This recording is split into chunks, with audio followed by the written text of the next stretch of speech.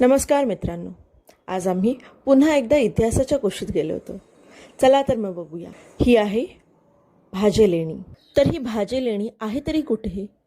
तर आपण लोणावळ्यात एकविराईच्या दर्शनासाठी जातो.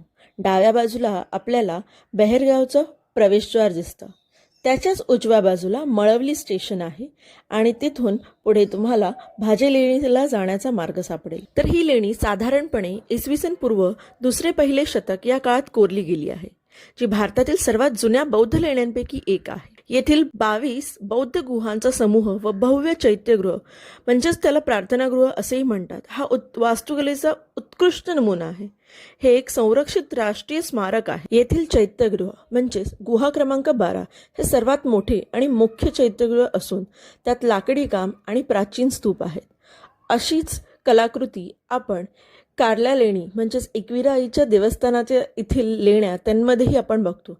दोन्हीकडच्या शिल्पकला, नृत्य आणि संगीत याबाबत त्यातील कोरीव काम, वास्तुकला हे खूपच लोभनीय आहे. चला तर मग भेटूया आता पुढच्या ब्लॉगमध्ये.